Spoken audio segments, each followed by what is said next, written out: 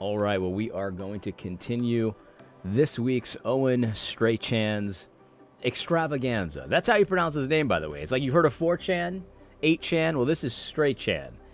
Someone told me that's how you pronounce his name. I've got it on good authority. That's how it is, Owen Strachan. And so we're going to get into some of these tweets now. And yeah, let's just do it. Major concerns. It may be time to find a new church home because the pulpit is no place for fearmongers, which, of course, we agree with that. Right. So I started a little bit earlier, right where we left off, a little bit before, and this is the fear mongering tweet where he denounces fear mongering. This is just so ironic, and John's about to go into some of the reasons why this is just fear mongering. This is just pearl clutching. This is just it's exactly what the left always does to the right. And now here Owen is adopting this as his strategy for dealing with people to the right of him. And so, it's very apparent that Owen, he's decided that there are certain people that are his enemies, and he's willing and able and ready to tell every lie about them that the left tells, and maybe even then some. And maybe it's going to have more authority because he's a conservative stalwart, and he uses big words like pernicious. And we're going to get to that in a minute. But this is the thing. Like he's unwilling to seek any understanding. He's unwilling to get people to clarify or let them kind of define their own terms. He is just going to beat them to death with the propaganda that he knows the left loves, and he will get accolades, and he will be a stalwart conservative. He's not one of those conservatives. That's what he's desiring, and John's about to go into some of the reasons why. We're going to talk about it. Doing it is the question. Where do you see a gospel, a false gospel of ethnocentric nationalism? A false gospel. I mean, I don't know of anyone. No one comes to mind. In fact, there was a guy, a more woke guy, that was trying to give me all these examples of this, and none of them were gospel. The closest he got was one guy who said that the gospel should help you obey the law better, and he thought part of the law was basically preserving your people. That's the closest he got. Right. That's not... So that's exactly my point from last time. So it's like, it is part of the law, the moral law of God, preserving your bloodline or your ethnicity or your culture or something like that. I don't know what this guy specifically said. I'm just going by what John said. In my opinion, no, that's not part of the law of God, right? You couldn't put that burden on somebody. That would not be part of the law of God. So that's an incorrect teaching on the law. Is that a false gospel? No, that's not a false gospel. I mean, plenty of people teach poorly on the law. John Piper, for example, this is the one that comes to mind. John Piper teaches that Christians ought not to, according to the moral law of God, ought not to own handguns and, I don't know, defend their wife violently or whatever, because, God said to love your neighbor, turn the other cheek, all that kind of stuff. That's poor teaching. That's wrong. That's really stupid. John Piper's wrong about that. But does that mean that I could just go fire up a tweet? The false gospel of pacifism. Does John Piper teach the false gospel of pacifism? No, he doesn't. I mean, he's wrong about his pacifist beliefs, but is that the false gospel of pacifism? No, there's obviously a difference between poor teaching, bad teaching, even dangerous and pernicious teaching, as we're going to see in a minute. Owen Strachan is the kind of guy that uses the word pernicious. Pernicious, in my opinion, is a word that if somebody uses it in a tweet, 9 times out of 10, they're just performing. They're performing for you. It's a performative dance that they're doing. And he wants to sound really smart and authoritative, so he uses a word like pernicious. Anyway, maybe you guys like pernicious. I hate that word. I hate that word. Anyway, so yeah, that's a perfect example, John. Nothing close to what Owen Strachan is saying here. He said, sadly, looks like some prominent conservatives have bought into a version of the Great Replacement theory. Okay, how is that a theory anymore? Really? Is that really a theory? They fear the replacement of whites or Anglo-Saxon people and culture. This mirrors fears shown among other ethnicities, and it is both very dangerous and pernicious. And I feel like I'm being gaslit at this point. Yeah, you are. That's because you are. Owen has adopted And I don't even know if he's adopted it. This is just who Owen Strachan is. He's using the leftist playbook of mudslinging, muckraking, slinging every slur you can imagine, or not slur, but bad thing that you could imagine at your enemies, and eventually, hopefully it sticks. They're racist, they're bigots, they're kinnists, they're this and that, and there's no accuracy to any of it. Oh, there's just a false gospel of ethnocentric. That sounds really, for a lot of normal people, that sounds really scary. The false gospel of ethnocentrism. Nobody's preaching it, but Owen is very sure that that's dangerous and pernicious. And what ends up happening is he uses these big, scary sounding terms without defining them, and then he applies it to people who aren't doing the thing that he's doing. So now all of a sudden, A.D. Robles is an ethnocentric nationalist, and it's like, well, whoa, that sounds pretty scary. And the idea is to smear, guys like me in that way, and Christian nationalists in that way, because we would dare talk about something that's obviously not true, like white people being replaced by black women in the movies. That's definitely not happening. You know what I mean? Like, they didn't turn, Ariel from The Little Mermaid black or anything. That didn't happen. Nah, didn't happen at all. Now, Snow White's not black either. Nope. Not April O'Neil, remember? Redheaded friend of the Ninja Turtles. She didn't become a fat black woman. Definitely not. So things like the Great Replacement theory, I mean, it's like you can argue about how much of it is intentional, how much is actually happening, or things like that. But to pretend like this is something that only those scary ethnocentric white nationalists are talking about, and it's not really happening, it's a fantasy. That's gaslighting, and it's a standard part and parcel tool of the left that Owen uses to people to the right of him. This is just who Owen Strachan is. This is the guy who wrote a book against wokeness, supposedly. That's woke, right? Like, how? If someone sees it differently, please help me, because I don't understand how this isn't woke. That's what's happening. It's not even like this is a secret. Like our enemies tell you that they're doing this intentionally. Like, they tell you what their goals are. They tell you what they're trying to do. And it's like, but it's dangerous and pernicious. Very dangerous and very pernicious. And we've cataloged this on this particular podcast over and over and over. So he said, here's just a few other things. He says, while believers honor elements of unique cultures, the New Testament nowhere commissions Christians to preserve the ethnic homogeneity of a society. We can honor distinctiveness, but the gospel brings disparate peoples together in both church and society. The devil despises. Does the devil despise this? Does the devil despise this? Now, the church is a separate matter, right? Obviously, that's different. In the church of the Lord, we've got people from every tribe, tongue, and nation, and that is beautiful, right? Obviously, a good follow-up question is, what's a nation? Right? Every tribe, we know what a tribe is. Every tongue, we know what that is. Every nation. And I'm pretty sure what John meant when he said every tribe and tongue and nation, what he meant was, just the idea of a nation.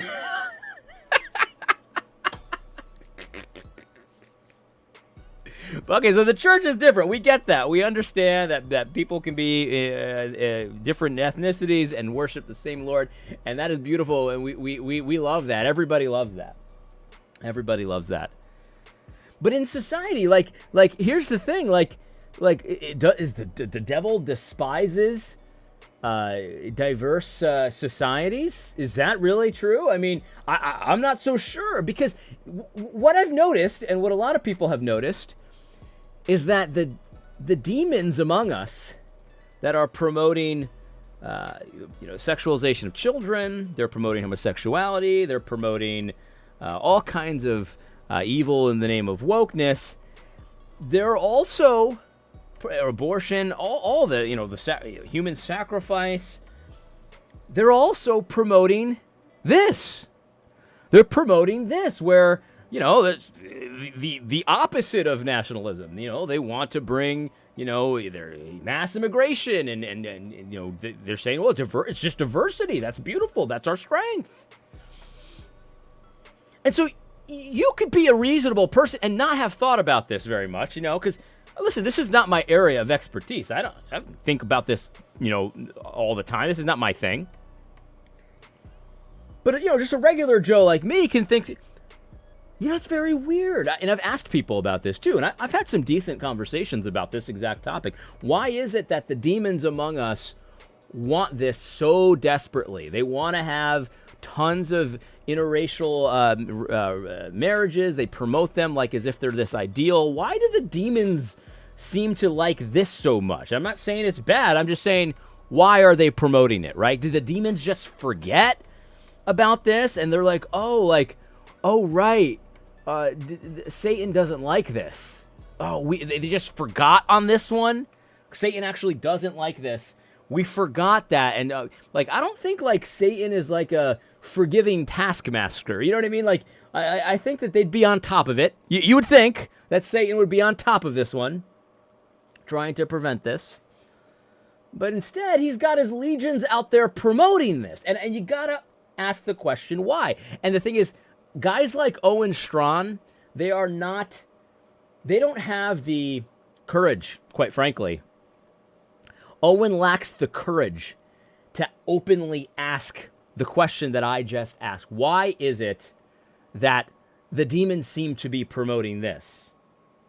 That's not something to be discussed in private, in public company, unless you're going to be discussing it while throwing, negative slurs at the other person. You're a kinist, you're this, you're that. Then you can, of course, you can talk about it. But in a reasonable, rational, without throwing insults way, this shall not be named among respectable people. That's dangerous and very pernicious. Pernicious. And it's very interesting. The devil, he just says the devil despises this. And I'm like, okay, I'd like to see you unpack that a little bit. Okay, I mean, if that's true, and I know Owen is against this. He doesn't want open borders. But if that's true, why not open borders? I mean, there's nothing in Scripture that says we have to have a border. Right. Why not? It's a good question. And this is a question that you can kick around without being a kinist. Quite frankly, you can kick this around without being a white nationalist, Nazi, whatever you want to call us. You can kick this question around, because if the devil despises people being brought in, ethnic diversity and all of this kind of thing, why wouldn't you want more of that? If the devil hates it and he's just like, oh no, why wouldn't you want a lot more of that instead of having these ethnically homogeneous societies? Why would that be the case? It's a good question. I'd like to see him hash that out if he has the courage. It doesn't commission Christians to secure their border. I mean, this is silly. He says Christians honor various elements of different cultures and ethnicities. We love diversity because God formed it. But hear this clear as a ringing bell. The gospel, here we go again. The gospel of ethnic or cultural preservation is not the biblical gospel. It is a replacement gospel. It is a false gospel. So here's what I got to say to this. So this is, he's not necessarily talking about interethnic marriages here, but that's the big thing that he's really concerned with, because he starts to throw around words like kinnis and stuff like that. That's really what he's talking about here. And I saw a really good tweet from Woke Preacher Clips. It was a great tweet. And he said, look, it's really simple. It doesn't have to be more complicated than this. He said, if you want to marry within your own kind, even if that's for, reasons because you want to preserve, the culture, the traditions of your forefathers and all this kind of stuff, that's fine. You can do it. And if somebody wants to marry someone outside their ethnicity and they want to do that, that's fine. You can do it. It's really not much more complicated than that. And then he goes, and the minute someone binds your conscience and says, this is a matter of God's law, actually, you have to do this or that, because people do that on both sides, actually. It's weird, but they do. He says that's wrong. That needs to be fought against. I agree with Woke Preacher Clips there, but I think there's another issue that needs to be addressed that Woke Preacher Clips didn't address in this particular tweet. I'm not saying he doesn't. I'm just saying he didn't in this tweet. And that is, can you encourage others to do what you're doing? Is that allowable? Is that acceptable? If you're a white guy and you want to encourage, you personally want to marry a white woman because you want to carry on the traditions of a Protestant white woman, whatever it is, or black, and the same thing. I think we all know the answer. If you're black and you want to marry another black person, that's totally okay. Everybody agrees with that. It's really the white people we're talking about here. That's where the issue comes up. And that's one reason this is a bunch of nonsense, obviously. But is it okay to sort of encourage others to do the same? And to say, this is actually the wise thing to do. This is the smart thing to do for our nation, Would that be acceptable? Would that be allowable? That's the question I think a lot of people have a little bit more trouble with. Yeah, we know that we shouldn't bind consciences, but can we encourage? Can we talk about the benefits of it? Because people get really freaked out if you do. If you talk about that stuff, people get super freaked out. Anyway, so let's continue. I might be a little strong, but I think it's worth saying. And this is in hopes that if Owen hears it or someone close to him, they can really help him with this. Because this needs to be retracted. This is exactly what the social justice activists did to us. Just a few years ago, this is exactly the kinds of things that you saw from people like Eric Mason and Matt Chandler and so many others, Paul Tripp. And, they were saying things like, well, these evangelicals who aren't concerned about racial stuff, they have a false gospel or a half gospel, or they have an incorrect gospel of some kind. And they have it because they're getting this ethical thing wrong over here that we think disparity should be eliminated, and they don't, so they don't have a good gospel. This is the same kind of thing. It's like no one's saying that preserving your ethnicity is part of the gospel. This is a great point. It's the exact same tactic. You're lying about people and saying they have a false gospel because of this ethical issue, right? And a lot of times back in the woke wars 1.0, the issue that they said was wrong was not wrong. Like, you don't believe in reparations. You don't believe in them reparations. That must mean you got the false gospel of whiteness. I don't know what they would call it, but you know what I mean. And they're wrong about that, obviously. But in this case, maybe they're right about the ethical problem, but they're using the tact. Oh, it's a false gospel. It's a false gospel. It would be like me saying that John Piper preaches the false gospel of pacifism, when all I have to say is John Piper's wrong about pacifism, and he's wrong epically and spectacularly. This is the thing. So this is the problem, right? This is the thing that I hope that somebody reaches out to Owen and says, because there's just no way he'll listen to a guy like me. That's very obvious. He thinks he's this, like, he's on a holy war right now. He's on a holy war. He's on a mission from God, and ain't nobody gonna tell him nothing. I'm an enemy in his mind, and when in their little plan, enemies, you can say anything about an enemy. It doesn't matter if it's even close to true. It just doesn't matter. They're your enemy. Here's the thing. I don't have a problem with you criticizing something that Andrew Torba said. Okay, that's not what this is about. And you can even criticize things that I say, and many people have, and everyone knows that I treat them fairly.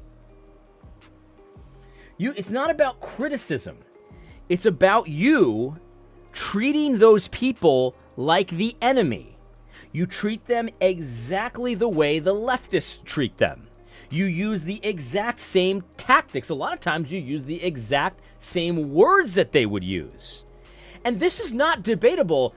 They saw the signal you sent up, Owen, and we're going to get into this in a minute, but all of the wildest, most liberal, just evil leftist Christians were applauding you for this because it's exactly what they would have said. So if you want to criticize Christian nationalists, I don't have a problem with you criticizing Christian nationalists. Just don't do it as if you're our enemy. You're working like a leftist, and they recognize that. They recognize what you're doing. And it's evil, man. You're lying about people. None of us have the gospel of ethnocentric nationalism. None of us have it. And yet, you're telling all of your followers that we do, and that we're kinnists, and that we don't understand the gospel. I had a conversation with Owen. About the Stephen Wolfe tweet. And I expressed, like, the problem I had with what he said is just that there's no, even if you thought it was a bad tweet, a stupid tweet, right?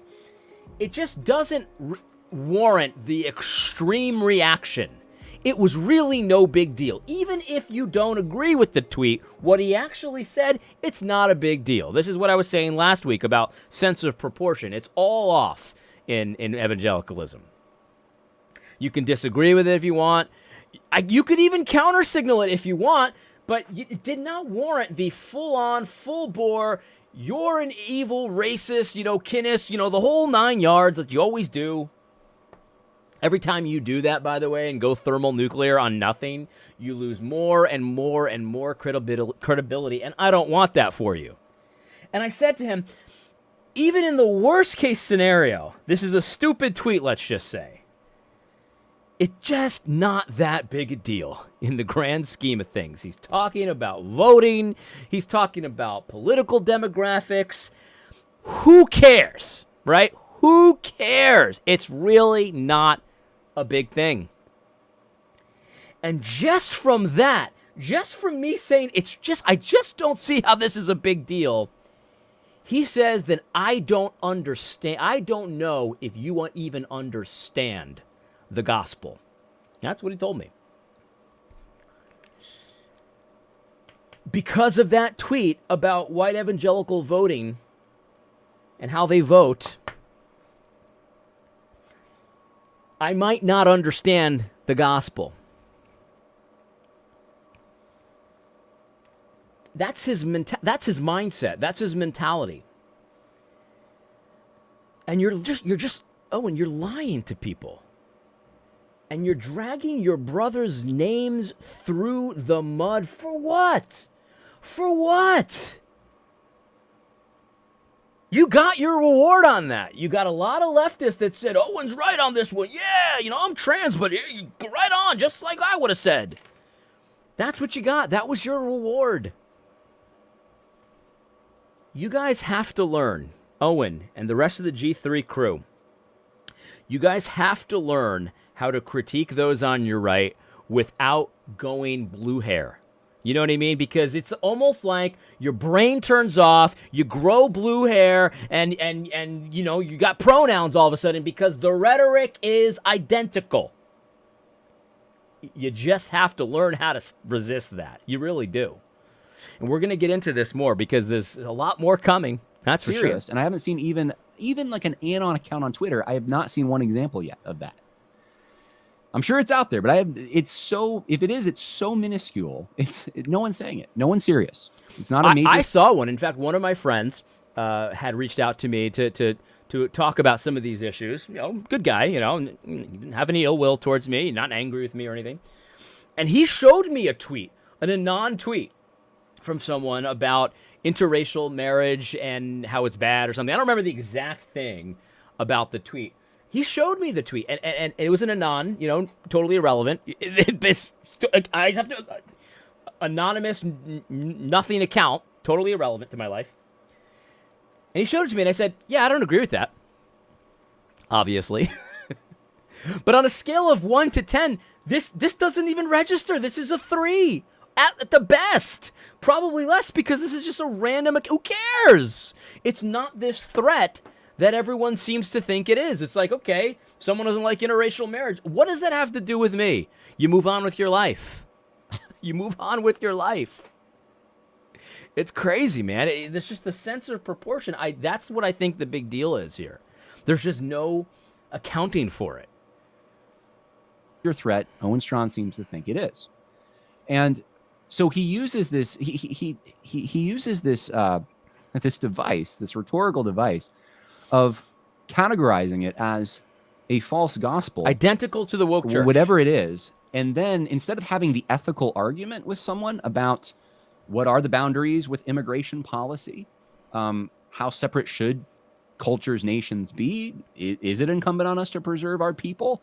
Instead of having those conversations, the conversation that's going on right now is whether or not there's a false gospel looming out there threatening your church. Exactly. John hit the nail on the head. But it's worse than that. It's not even a conversation really about that. They go full blue hair. They do. It's as if they have blue hair and pronouns in the bio. That's what happens.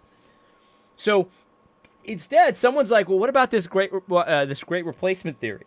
Like, I definitely see some of their points. Like, I understand. Like, I saw it. I took my daughter to see Little Mermaid, and all of a sudden they turned Ariel black. Like, why did they do that? Well, there's a reason they did. They tell you why they do it. They tell you why. And you can argue about whether that's good or bad. Nobody's saying that this is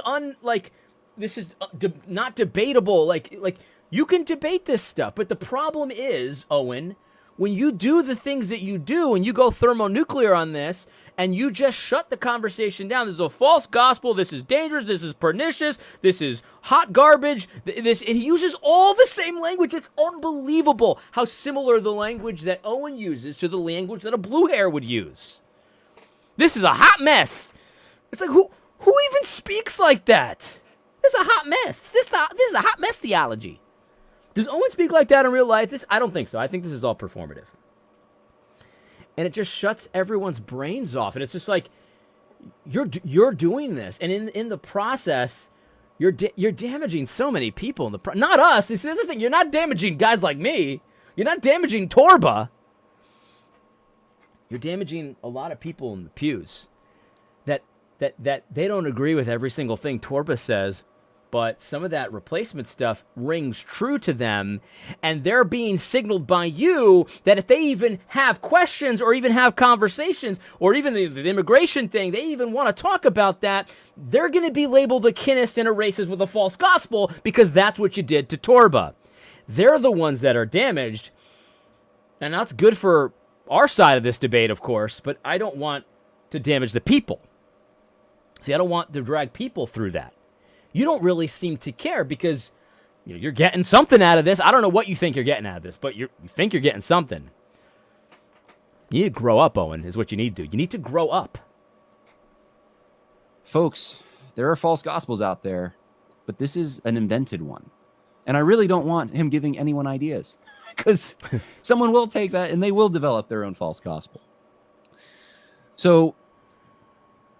So anyway, I have more tweets to share with you. I don't know if we'll get through all of them. I don't want to beat the dead horse, but I did respond because, Owen said civilization should not actively try to replace a given ethnicity. Immigration is a practical matter.